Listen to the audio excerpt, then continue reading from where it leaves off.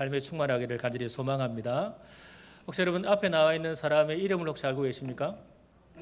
아마 똑똑하신 분들 아닙니다. 지혜로우신 분들 잘 알 것 같은데요. 이름은 반고흐입니다. 네덜란드 화가인데요. 이분은 목사님의 아들입니다.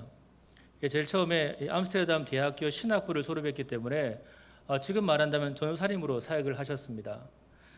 고흐가 화가가 되기 전의 일인데 한 조그마한 탄광에서 말씀을 전하면서 광부들과 함께 일하며 살았다고 합니다.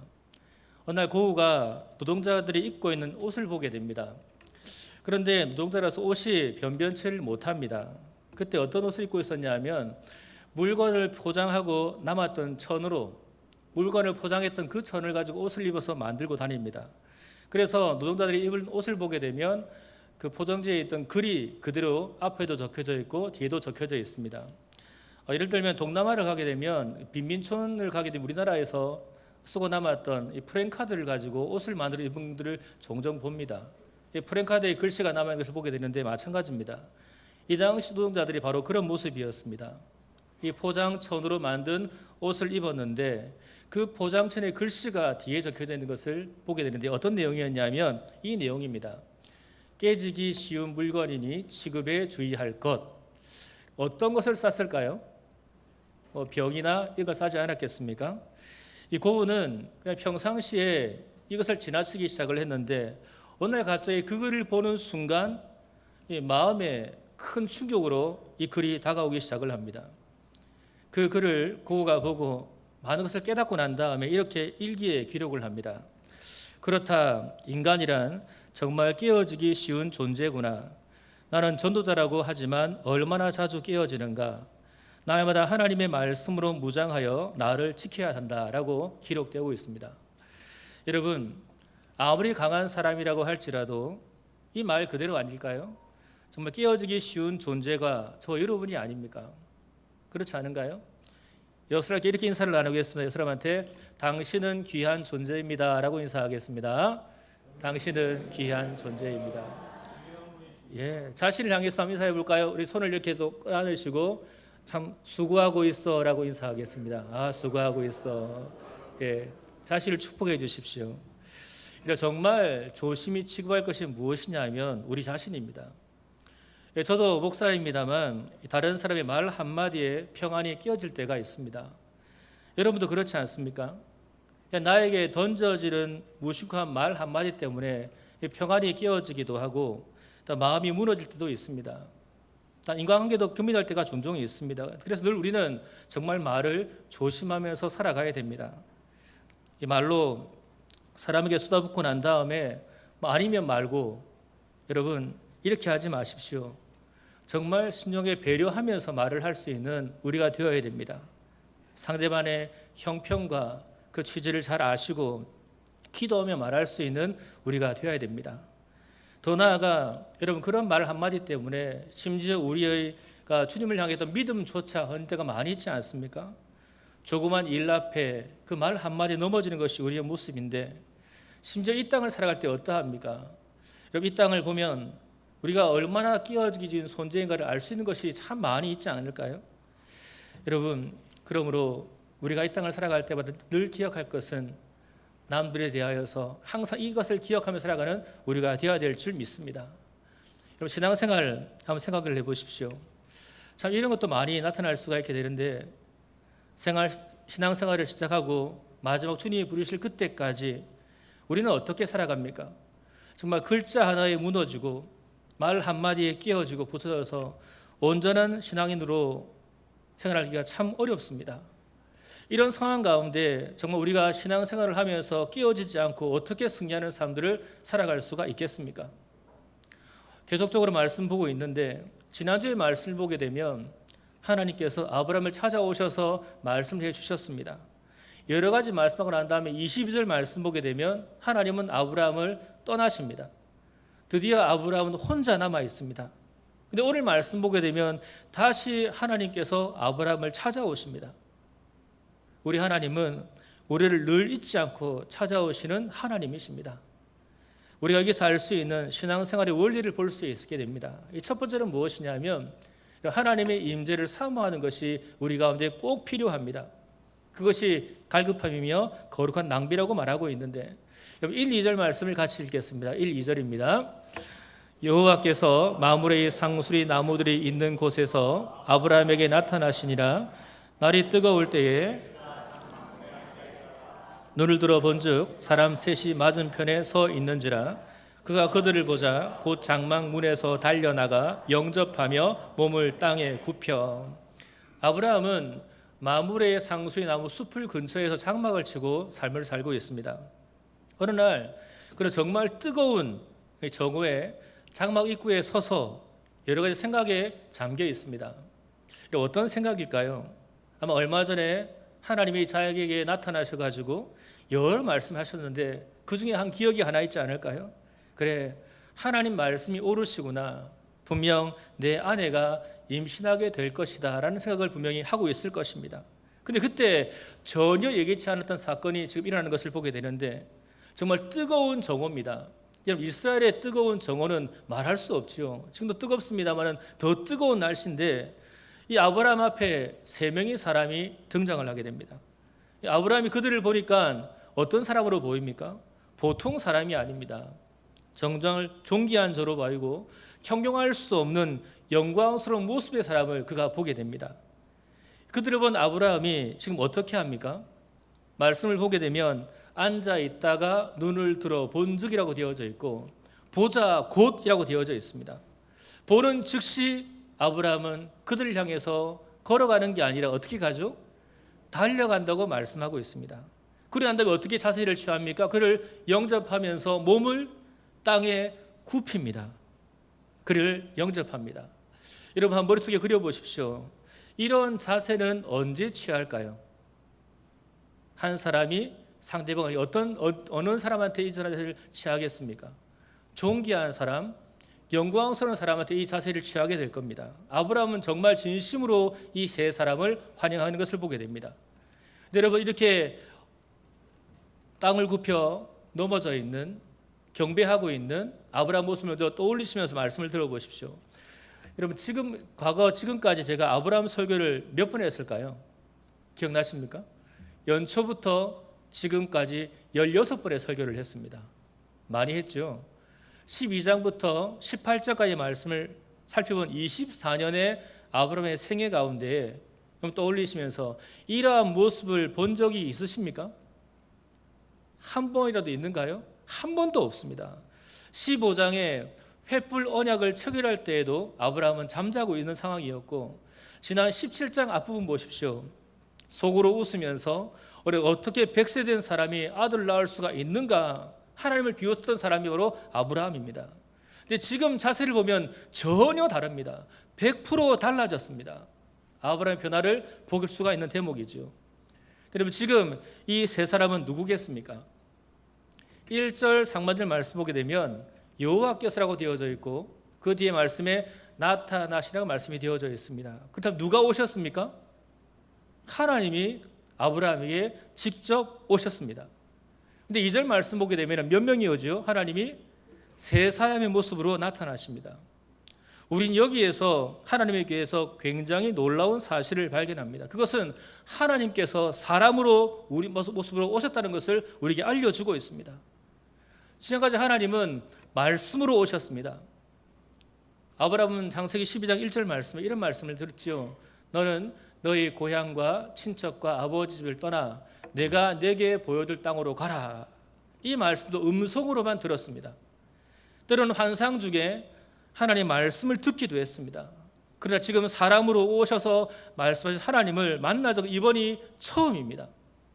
여기 세 사람 학자들의 많은 이야기가 있는데 삼위일체로 해석할 수도 있습니다만은 좀 다르게 봅니다. 히브리서 말씀 보시면 이런 말씀이 있는데 같이 읽어볼까요? 시작. 손님 대접하기를 잊지 말라. 이로써 부지 중에 천사들을 대접한 이들이 있었느니라. 히브리서 말씀 보게 되면 이 손님을 대접하는 그 이야기를 하면서 이 말씀이 나옵니다. 히브리서 기자는 구약시대의 한 사건을 예를 들고 있는데 이 사건이 과연 무엇일까요? 부지 중에 천사들을 대접한 이들이 있었느니라. 누구를 말하겠습니까? 바로 이 아브라함을 이야기하고 있습니다. 아브라함이 바로 이들을 대접을 했는데 그들이 뭐라고 되어 있습니까? 천사라고 이야기를 합니다. 즉 세 사람 중 한 분은 하나님이고 두 분은 천사, 이렇게 해석할 수 있겠습니다만은 어쨌든 종합하게 되면 아브라함은 사람으로 오신 하나님을 만납니다. 즉 하나님의 임재를 직접 지금 경험하고 있는 것을 말씀을 통해서 알 수 있게 됩니다. 그 아브라함은 그 앞에 서 있습니다. 저는 이 말씀 묵상하면서 아브라함이 얼마나 좋을까 그런 생각을 하게 됩니다. 하나님을 직접 눈앞에서 볼 수 있는 그 모습, 여러분 하나님이 어떠한 모습일까요? 어떠한 모습이겠습니까? 여러분 가슴이 떨리지 않습니까? 저는 설교를 준비하면서 하나님 모습을 상상하니까 얼마나 행복한지 몰랍니다. 저는 이런 하나님을 정말 만나고 싶습니다. 보고 싶습니다. 우리 앞서간 성도님들이 다 만나셨겠습니다만 그런 소망이 저에게는 항상 있습니다. 오늘 말씀하신 하나님은 어떤 분으로 말씀할까요? 이방 신들과는 다른 하나님입니다. 우리가 알고 있는 이방 신들을 볼까요? 그 신들은 저 멀리에 있는 신, 무서운 신, 너무나 위험이 있어서 인간으로 하여금 숨도 못 쉬길 만큼 권위적인 신을 말하죠. 구약에 나와 있는 바알과 아세라 이렇게 표현할 수 있고, 우리가 많이 상식으로 알 수 있는 로마 신화와 그리스 신화를 보십시오. 다 그 애들입니다. 근데 하나님은 그런 신들과 존재 자체가 다릅니다. 아브라함한테 직접 나타나셨고 우리가 믿는 그 하나님은 우리에게 말씀하시는 하나님이십니다. 우리가 외롭고 힘들 때에 음성을 주십니다. 절망했을 때에 용기를 주십니다. 길을 잃었을 때에 길을 가르쳐 주십니다. 두려움에 빠질 그때 두려워하지 말라. 나는 너의 전능한 하나님이라 말씀하시는 인격적인 우리 하나님이십니다. 근데 여러분 더 놀라운 것은 사람으로 오셔서 우리와 이야기도 하시고 음식도 같이 나누시는 하나님을 만날 수 있게 되는데, 여러분 무엇을 우리에게 보여줍니까? 우리 하나님은 이처럼 우리와 가까이 계시는 분이십니다. 여러분 믿으십니까? 믿으십니까? 이 모습은 먼 훗날 신약 시대에 사람의 모습으로 오셔서 인류의 모든 죄를 지고 십자가에 달리신 예수님을 보게 만들어줍니다. 얼마나 놀라운 일입니까? 사람으로 오신 예수 그리스도, 그분은 창세기에서 이미 아브라함이 나타나셨던 바로 그 하나님이 바로 예수 그리스도와 창조주 하나님을 보게 됩니다. 창세기 18장에 말씀하시는 하나님을 저는 이렇게 소개하고 싶은데요. 같이 읽어볼까요? 시작. 우리에게 말씀하시는 하나님, 우리가 볼 수 있는 하나님, 우리가 그의 손과 몸과 얼굴도 만질 수 있는 하나님. 여러분 얼마나 좋으신 하나님일까요? 이 하나님 임재를 경험하는 저 여러분 되기를 주의 이름으로 축복합니다. 오늘 아브라함은 사람으로 오신 하나님을 알았고 형용할 수 없는 감격을 그는 맞이하게 됩니다. 걸어가 가는 것이 아니라 달려가서 맞이했고요. 몸을 굽혀서 경배합니다. 그리고 이렇게 말합니다. 3, 4절 말씀 보게 되면 이르되 내 주여 내가 주께 은혜를 입었사오면 원하건대 종을 떠나 지나가지 마시옵고 물을 조금 가져오게 하사 당신들의 발을 씻으시고 나무 아래에서 씻으라고 말합니다. 여러분 아브라함의 이 말을 통해서 무엇을 느낄 수가 있을까요? 하나님을 정말로 사랑하고 간절히 사모하고 애타고 기다렸던 한 사람의 심정을 우리가 볼 수 있지 않는가요? 아브라함 뭐라고 말합니까? 먼저 나를 떠나가지 말라고 애원하고 있습니다. 이것은 마치 떠나가려는 사람이 옷자락을 붙잡고 있는 그런 간절한 모습입니다. 이렇게 말하지 않아서 하나님 지금 여기를 떠나지 마시고 잠시 계셔 주십시오. 떠나가시면 저는 죽고 말 것입니다. 저는 지금 당신의 발을 씻겨 드리고 싶습니다라고 고백을 합니다. 다시 말씀드리면 이 모습은 지난 24년 동안 아브라함한테는 있을 수 없던 그런 모습이었습니다. 지금 아브라함은 변화되면서 하나님을 지금 만나는 것을 보게 됩니다. 여러분 바로 이것이 하나님의 임재를 사모하는 모습이며 자세히 꼭 기억하시기를 바랍니다. 이런 말이죠. 하나님 나를 떠나가지 마십시오. 떠나가시면 저희 소망이 사라집니다. 나는 당신만을 섬기겠습니다.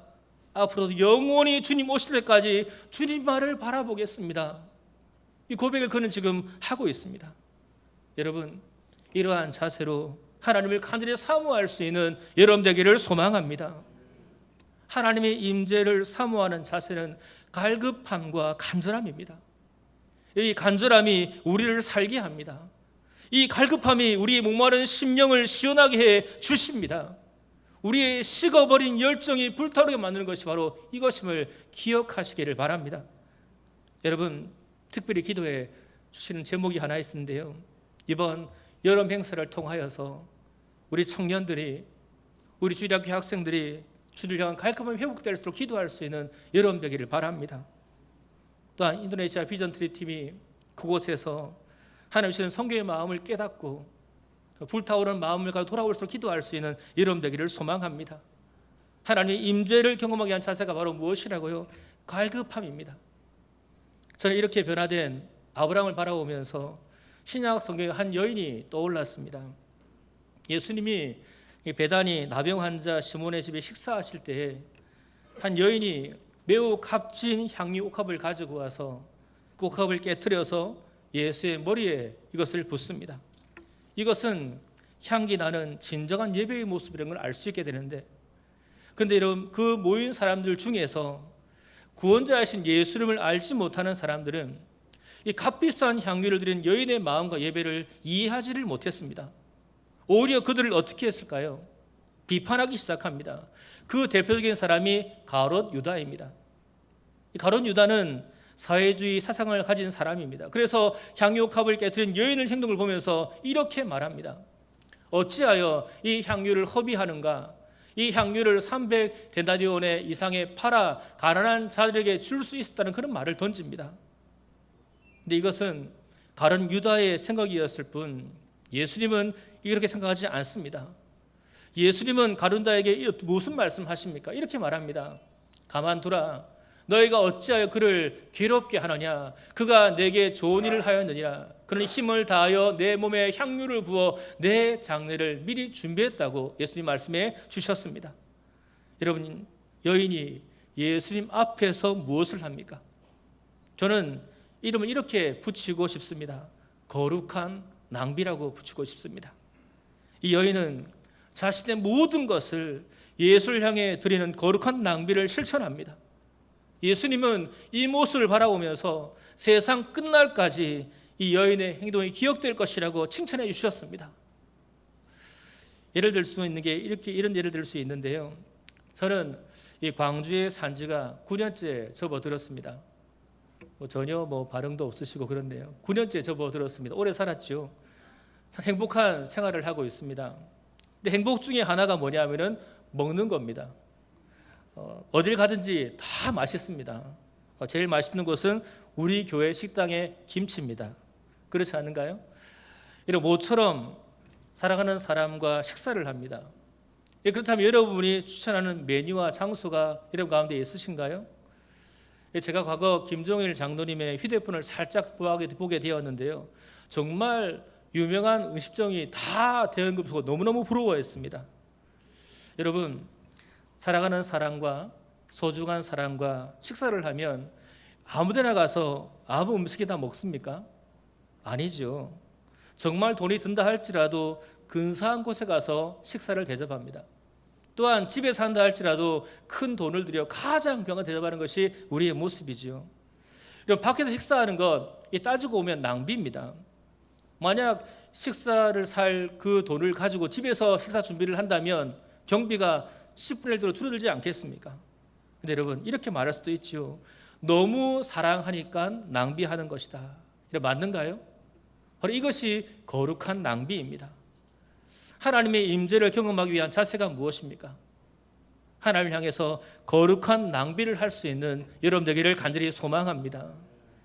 그 거룩한 낭비가 무엇입니까? 내가 너무나 하나님만을 사랑하기 때문에 우리 시간을 다 드리는 겁니다. 몇 시간만 드려도 되지만 24시간 못하는 게 드리는 것을 말하고 있습니다. 그 이유가 뭡니까? 내가 하나님을 너무너무 사랑하기 때문에, 너무너무 좋아하기 때문에 더 드리고 싶어서 내 시간을 드리고 내 돈을 드리고 내 자존심을 드리고 심지어 내 지구까지 드리는 것이 바로 내가 달란트를 드리는 것이 바로 우리가 하나님의 임재를 살아가는 사람이 아니겠습니까? 하나님 만난 사람이 가질 수 있는 감동이요 감격입니다. 다음 주일이 맥주 감사 주일입니다. 6개월 동안 나를 보호하고 지켜주신 그 하나님께 거룩한 낭비를 드릴 수 있는 여러분 되기를 주의 이름으로 축복합니다. 그리고 여러분, 거룩한 낭비를 하는 아브라함은 이렇게 말하고 있습니다. 5절을 같이 읽습니다. 시작. 내가 떡을 조금 가져오리니 당신들의 마음을 상쾌하게 하신 후에 지나가소서. 당신들이 종에게 오셨음이니이다. 그들이 이르되 내 말대로 그리하라. 아브라함은 사람의 모습을 가지고 온 하나님을 발을 씻을 뿐 아니라 떡도 대접하고 싶습니다. 그래서 물어보죠. 그때 세 사람이 어떻게 답합니까? 내 말대로 그리하라, 이렇게 말을 합니다. 여러분, 여기서 볼 수 있는 하나의 신앙생활의 원칙이 있습니다. 하나님의 임재, 하나님의 앞에서의 예배는 내가 드림으로서가 아니라 먼저가 아닙니다. 뭐가 먼저일까요? 하나님이 받아주심으로써 모든 것이 완성됩니다. 우리가 아무리 예배를 드려도 하나님이 받으시지 않으시면 여러분 소용이 없습니다. 헌금을 드리고 찬송을 부리고 여러분 눈물을 흘려도 하나님이 받으시지 않으면 헛수고일 뿐입니다. 근데 하나님은 아브라함의 간절한 바람을 받아들이십니다. 아브라함 모습 상상해 보십시오.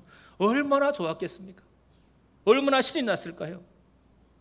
지금 우리가 드리는 이 예배와 기도를 하나님 반드시 받으실 줄 믿습니다.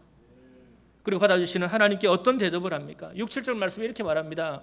아브라함이 급히 장막으로 가서 사라에게 이르되 속히 고운 가루 세 서알을 가져다가 반죽하여 떡을 만들라 하고, 아브라함이 또 가축대 있는 곳으로 달려가서 기름지고 좋은 송아지를 잡아 하인에게 주니 그가 급히 요리한지라 라고 말씀합니다. 여러분, 아브라함의 지금 움직이는 모습을 한번 떠올려 보시기 바랍니다. 지금 정신을 차리지 못할 정도로 흥분된 상태가 바로 아브라함의 상태입니다. 세 사람의 말을 듣자마자 어떻게 하죠? 장막으로 어떻게 갑니까? 급히 갑니다. 아내에게 빨리 밀가루를 반죽해서 떡을 만들라고 합니다. 그리고 그 말이 끝나기도 전에 다시 가축되어 있는 것으로 어떻게 가요? 달려가기 시작을 합니다. 기름지고 좋은 송아지를 잡아 하인에게 주니까 하인이 어떻게 요리합니까? 급하게 요리를 합니다. 여러분, 성경을 보게 되면 2절 말씀도 마찬가지죠. 즉시 보고 달려나가, 이런 말씀이 있고 6, 7절 말씀에 급히 속히 달려가서 급히, 여러분 이 말씀 왜 반복되겠습니까? 왜 이런 동사들을 계속 반복하는 이유가 무엇이겠습니까? 오늘날 우리에게 말씀하고 계심을 알아야 됩니다. 여러분 생각해 보십시오. 물어볼게요. 아브라함과 같은 이런 하나님의 임재에 대한 흥분과 감격이 여러분 가운데 있으십니까? 일과 사람에 지쳐서 마음의 여유를 갖지를 못한 채 지금 하나님께 나와 있지는 않으십니까? 마지못해 억지로 나와서 여기 앉아 계시지는 않는가, 이 말입니다. 내가 목사니까, 장로니까, 권사니까, 집사니까, 내가 모태 신앙이니까, 내가 사역을 맡았으니까 그런 모습일까요? 여러분, 정말 하나님의 임재를 사모하신다면 아직도 내 안에 꿈틀거리고 있는 더러운 껍데기 모습, 식어진 모습, 흔들리는 모습이 오늘 말씀에 나와 있는 단어 하나하나를 보시기를 바랍니다. 하나님을 보고 즉시 달려가는 행동의 변화의 모습으로 나가기를 주의 이름으로 축원합니다. 하나님을 향해 급히 달려나가 정말 갈급함으로 하나님의 역사를 체험하고 하나님을 지극히 사랑하여 복받는 삶이 되시기를 주의 이름으로 축복합니다. 오늘 이 아브라함의 모습이 여러분의 모습이 되기를 소망합니다. 하나님 임재를 사모하는 자세는 갈급함과 거룩한 낭비입니다.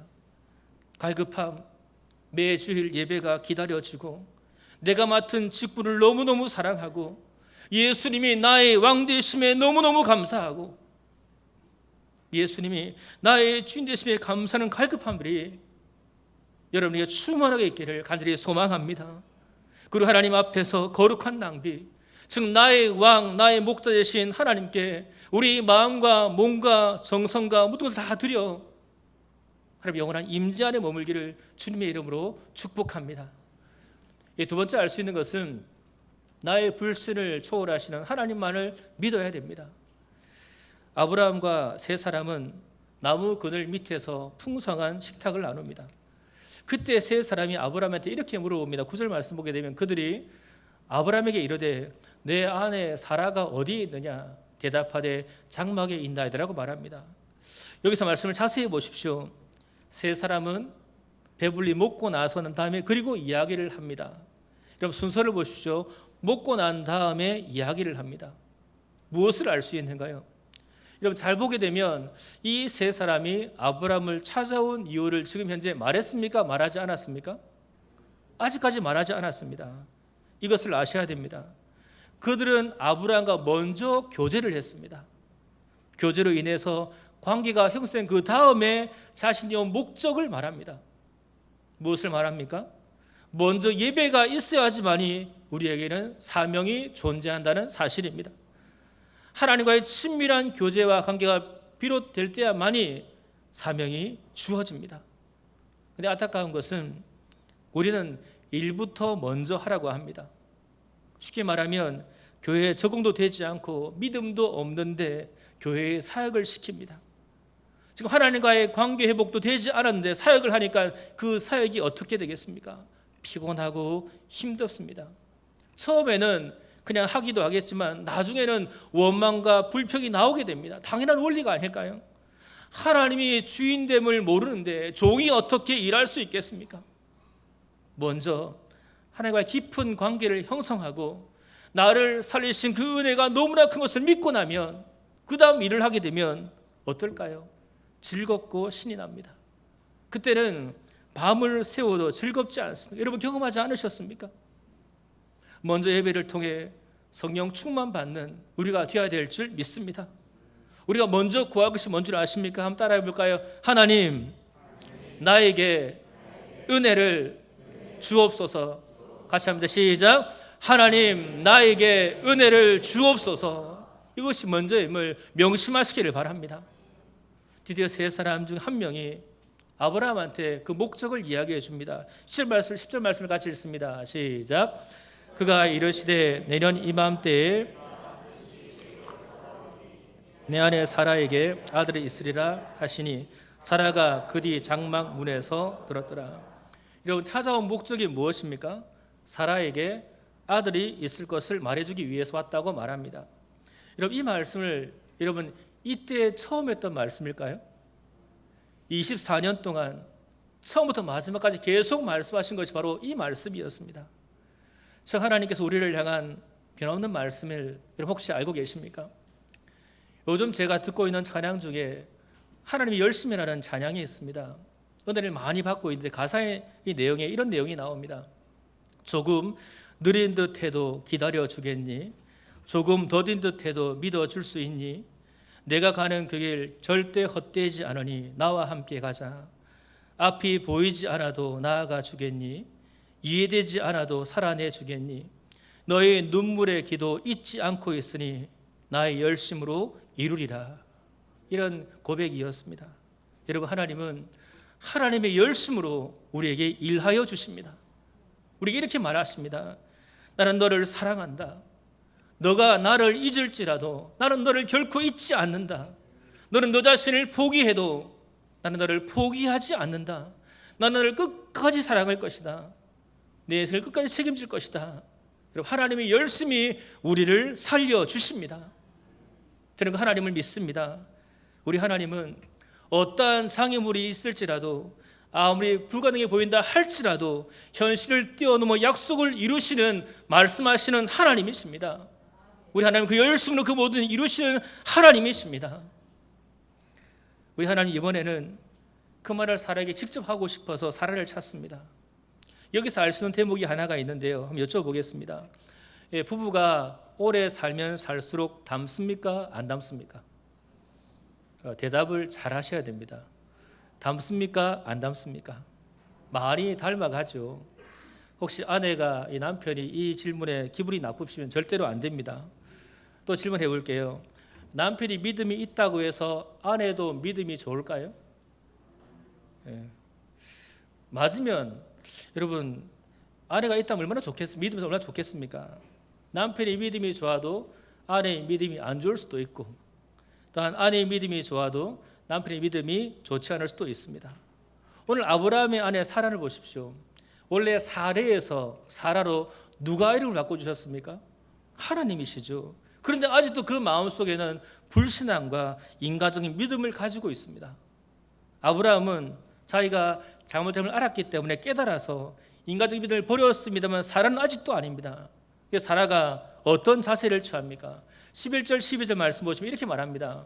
아브라함과 사라는 나이가 많아 늙었고 사라에게는 여성의 생리가 끊어졌는지라. 사라가 속으로 웃고 이르되 내가 노쇠하였고 내 주인도 늙었으니 내게 무슨 즐거움이 있으리요? 라고. 그런, 여러분, 속으로 할까요? 겉으로 할까요? 속으로 하고 있습니다. 어디서 많이 보았던 말씀이 아닌가요? 이 말씀 지난주에 했던 말씀을 읽어보겠습니다. 시작. 아브라함이 엎드려 웃으며 마음속으로 이르되 100세 된 사람이 어찌 자식을 낳을까? 사라는 90세니 어찌 출산하리요? 하고. 여러분, 남편과 아내가 같습니까? 다릅니까? 똑같습니다. 근데 중요한 것은 아브라함이 하나님을 만나서 변화되기 전의 모습이라는 것을 우리는 알아야 됩니다. 사라는 속으로 웃으면서 어떤 말을 합니까? 도대체 우리 부부의 나이가 몇인데 아이를 낳을 수 있습니까? 라고 생각을 합니다. 여러분, 하나님께서 이름도 바꾸어 주시고 그 모든 상황을 이끌어주셔도 불구하고 사라는 그 하나님의 능력을 믿지를 못합니다. 여러분, 좀 한심하지 않습니까? 좀 답답하지 않습니까? 그렇지 않나요? 근데 여러분, 이 모습 어디서 많이 본 모습이 아닙니까? 바로 우리의 모습입니다. 우리는 하나님을 믿습니다. 그렇다면 하나님의 능력도 여러분 믿으십니까? 막상 현실로 돌아가면, 세상으로 나아가면 하나님을 믿지 못하는 것이 우리의 현실입니다. 믿으려고 하지만 믿어지지 않습니다. 언제나 인간적인 생각으로 돌아갑니다. 그래서 믿으면서도 외롭습니다. 믿으면서도 힘듭니다. 사역을 할 때마다 지치고 하나님을 의지한다면서도 늘 불안한 것이 우리의 삶은 아닙니까? 믿으면서도 공황장애가 오고 글 하나에 무너지고 말 한마디에 무너집니다. 정말 여러분 그렇습니까? 하나님께서 사라의 불신앙을 지금 지적하고 있습니다. 솔직히 하나님도 속이 탈 입장입니다. 왠줄 아십니까? 바로 1년 뒤에 누가 태어납니까? 이삭이 태어나기 때문입니다. 약속의 자녀를 주시기 전 바로 코앞인데도 사라는 불신 가운데 삶을 살고 있습니다. 그래서 하나님께서 아브라함을 직접 찾아오셨고 그에게 임재해 주셨습니다. 그리고 사라에게, 그리고 믿지 못하는 우리 성도들의 심령에 이렇게 선포하십니다. 우리 같이 크게 읽겠습니다. 시작. 여호와께 능하지 못한 일이 있겠느냐? 기한이 이를 때 내가 내게로 돌아오리니 사라에게 아들이 있으리라. 여호와께 능하지 못한 일이 있겠느냐? 이런 무슨 말일까요? 나는 전능한 하나님이다, 이렇게 선포하십니다. 여러분, 우리 하나님은 유능하지 않으십니다. 여러분, 유능은 한계를 두고 있기 때문에 유능하지 않습니다. 여러분, 우리 하나님 유능이 아니라 전능하신 분이십니다. 전능이 어떤 뜻인지 아십니까? 완전히 끝난 상황에서 완전히 새로운 것을 가져오는 것이 바로 전능입니다. 완벽한 죽음에서 완벽한 생명을 주시고, 완벽한 절망에서 완벽한 소망을 주시며, 완벽한 어둠에서 완벽한 빛을 주시는 것이 바로 전능임을 믿으시기를 바랍니다. 성도 여러분, 우리 전능하신 하나님이 일하시도록 이런 모든 것을, 조건을, 생각을, 경험을 맡겨버리시기를 주의 이름으로 축원합니다. 이 전능하신 하나님을 믿는 믿음으로 승리하는 저 여러분들을 주의 이름으로 축복합니다. 우리 하나님은 기어이 약속을 이루시는 하나님이십니다. 그래서 전능하시죠. 우리가 성경을 알 수 있는 사람 가운데 욥이라는 사람은 아시죠? 엄청난 고통을 당했습니다. 그리고 그는 하나님을 경험했습니다. 그는 그렇게 고백을 합니다. 이 말씀 같이 읽습니다. 시작. 주께서는 못하실 일이 없사오며 무슨 계획이든지 못 이루실 것이 없는 줄 아오니 무지한 말로 이치를 가리는 자가 누구니이까? 나는 깨닫지도 못할 일을 말하였고 스스로 알 수도 없고 헤아리기도 어려운 일을 말하였나이다. 하나님을 경험을 한 다음에 그는 이렇게 고백하고 결론을 이렇게 내고 있습니다. 같이 읽습니다. 시작. 내가 주께 대하여 귀로 듣기만 하였사오나 이제는 눈으로 주를 배움나이다. 여러분, 우리 신앙은 어떠한가요? 때론 여러 시간이 걸리고 감당하기 어려운 일들을 겪기도 합니다. 도저히 나에게 상상할 수 없는 일들이 일어나고 이해되지 않는 고난도 겪습니다. 근데 여러분, 이 고난으로 우리가 배울 것이 하나가 있습니다. 그것은 바로 하나님의 섭리이며 그 섭리에 순종하는 우리의 믿음이 아니겠습니까? 나는 아무것도 할 수 없지만 하나님은 하십니다. 이 고백이 아니겠습니까? 마태복음에서는 이렇게 예수께서 말씀하십니다. 예수께서 그들을 보시며 이르시되 사람으로는 할 수 없으나 하나님으로서는 다 하실 수 있느니라. 우리는 할 수 없지만 오직 하나님은 행하시는 전능하신 하나님이십니다. 그 하나님은 하나님의 때에 하나님 방법으로 하나님 일을 이루어 가십니다. 우리 이해를 구하지 않습니다. 때로는 그 시간까지 침묵하십니다. 우리는 그 때를 알 수 없습니다. 그러나 우리가 볼 것은 바로 하나님의 얼굴을 구하는 삶입니다. 하나님 자신을 구하고 하나님을 바라보는 삶이요, 우리가 걸어가는 그 길 가운데 주님을 경험하는 삶인 줄 믿습니다. 그리고 오늘 또 말씀 보게 되면 마지막으로 인간적인 믿음을 가졌던 사라의 말 한마디를 우리가 보게 되는데 15절 말씀 보십시오. 사라가 두려워서 부인하여 이르되 내가 웃지 아니하였나이다 이르시되 아니라 내가 웃었느니라 라고 말하고 있습니다. 사라의 말대로 여러분, 겉으로 사라가 웃었는가요? 아니죠. 속으로 웃었습니다. 그런데 다 알고 계시는 하나님 앞에서 그는 아직도 거짓으로 말합니다. 여러분, 답답하죠. 그래 인정하면 끝인데 우리도 모습도 볼까요? 우리도 겉으로 하나님을 부인합니까? 부인 안 하지요. 겉으로 정말 좋은 그리스도인입니다. 그런데 우리 속으로는 어떻습니까? 속으로 믿지 않는 것이 혹시 우리 모습은 아닐까요? 하나님은 겉을 보지 않고 우리의 무엇을 보실까요? 우리의 중심을 보십니다. 그래서 오늘 말씀 보시면 아니다, 웃었다, 너는 믿음이 있는 것 같지만 실제로는 믿고 있지 않다, 그러니 불안하고 두려운 것이라고 말씀해 주십니다. 여러분, 이런 말씀 많이 하시죠? 내가 그 젊을 때, 내가 청년 때 정말 그때 믿음은 좋았는데, 그때 그 시절 너무너무 좋았는데 은혜도 많이 받았고 너무 좋았던 기억들이 있을 겁니다. 근데 여러분, 과거의 믿음으로는 아무도 노력해도 소용이 없습니다. 지금 현재 하나님 주신 믿음을 소유하시기를 주의 이름으로 축원합니다. 바로 그 안에 예수님이 살아계십니다. 바로 그로 인하여 우리 가운데 반드시 역사하실 줄 믿습니다. 이런 고백으로 나아가십시오. 시편 말씀인데요, 같이 한번 읽어보겠습니다. 시작. 주여 이제 내가 무엇을 바라리요? 나의 소망은 주께 있나이다. 내 영혼아 내가 어찌하여 낙심하며 어찌하여 내 속에서 불안해하는가? 너는 하나님께 소망을 두라. 그가 나타나 도우시로 말미암아 내가 여전히 찬송하리로다. 이 박혜숙 권사님을 신방 갔을 때 제가 드렸던 말씀이 바로 이 말씀입니다. 주여 이제 내가 무엇을 바라리요? 나의 소망은 주께 있나이다. 우리의 소망은 어디에 있습니까? 주님께 있습니다. 하나님께 있습니다. 여러분, 이 말씀 붙들고 우리의 소망 대신 전능한 하나님을 바라보는 인생을 살아가시기를 바랍니다. 불가능을 가능으로 만드실 그 약속 붙들고 승리하는 삶 되시기를 주의 이름으로 축원합니다. 말씀을 맺겠습니다. 2010년도 8월 5일 날 칠레 산호세에서 이 광산 붕괴 사건이 일어났습니다. 700m 지하에 이 33명의 광부가 갇히게 되었는데요. 이튿날 이 칠레 정부가 국가 비상사태를 선포했고 구조의 노력을 많이 했습니다. 매몰된 17일이 지난 다음에 구조대가 드릴로 구멍을 뚫었는데 그 밑에서 한 글씨가 하나가 올라왔습니다. 어떤 글씨였냐면 우리는 아직 살아있다 33명, 이런 글씨가 올라옵니다. 그리고 이 43일 되는 날 때부터 너비 30cm 구멍을 뚫어서 지하 700m까지 뚫기 시작했다고 합니다. 그리고 한 사람씩 끌어올려서 69일 되는 째 10월 13일에 33명 모두가 다 전원이 구조되었습니다.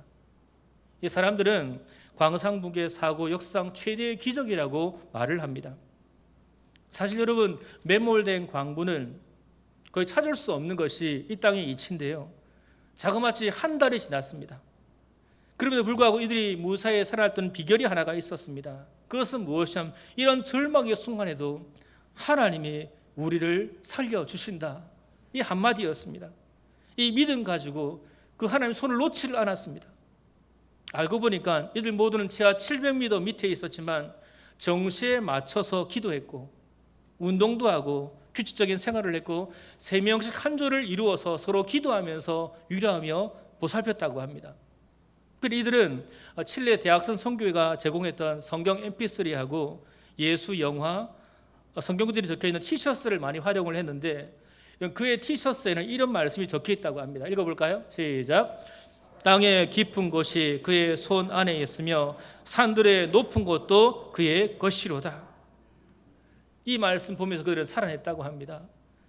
69일 만에 구출된 그들이 이렇게 고백을 합니다. 첫 번째 나온 사람이 이렇게 말을 해요. 우리는 33명이 아니라 하나님까지 포함해 34명입니다. 또 읽어볼까요? 시작. 땅 밑에서 우리는 하나님과 함께 있었으며 하나님이 우리 손을 잡아주셨기에 구출될 것을 확신했습니다. 지하 700m 어렵고 힘든 상황 가운데 믿음을 하나님께 매달렸던 33명 칠레 광부가 다 살아났습니다. 성도 여러분, 혹 인생이 무너진 이 광산처럼 있는 분이 계신가요? 정말 더 힘들어서 지하 700m 밑에서 좌절하며 쓰러짐을 혹시 이 자리에 앉아 계십니까? 여러분, 우리는 이 현실과 이 모든 상황 때문에 넘어지는 것이 결코 아님을 아시기를 바랍니다. 눈앞에 어려운 상황에 좌절하거나 낙담하는 것이 아니라 오늘 우리에게 임하시는, 나에게 임하신 하나님의 임재를 사모하는 저 여러분 되기를 주의 이름으로 축원합니다. 그 임재가 내 안에 있을 그때 우리는 분명히 살아날 줄 믿습니다. 우리는 일어설 줄 믿습니다. 이것이 바로 나를 살리는 복음입니다. 하나님만 바라보고 믿음으로 살아날 수 있는 우리가 되어지기를 간절히 소망합니다.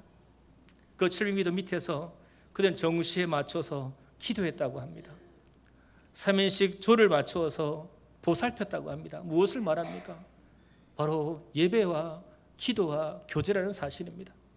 여러분, 우리 인생의 가장 중요한 것은 바로 예배라는 사실을 명심하시기를 바랍니다. 예배를 붙잡고 있을 그때 우리 영은 반드시 살아납니다. 오늘 말씀 보십시오. 속으로 웃고 있었던 사라의 마음까지도 하나님 다 알고 계셨죠. 이제는 여러분, 이후에 그 약속이 이루어져서 사라는 겉으로 웃게 되는 사실을 여러분 알고 계십니까?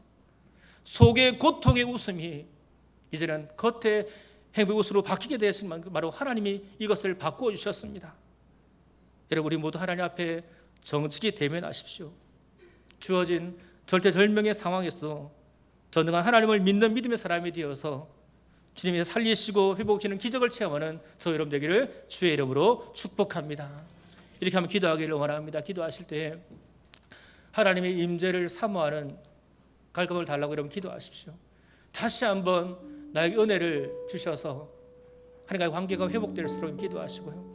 거룩한 낭비로 주께 나아갈수록 기도하시고 여호와께 능하지 못할 일이 있겠느냐, 이 말씀을 기억하십시오. 나에게 있는 불신이 사라지고 전능하신 하나님만 믿고 의지하면서 귀로 듣는 신앙이 아니라 눈으로 보는 신앙 될수록 기도하시고요. 이제 내가 무엇을 바라리요? 나의 소망은 주께 있습니다. 하나님의 소망을 두며 도우심으로 여주를 찬양할 수 있도록 찬양에 기도하며 나가도록 하겠습니다.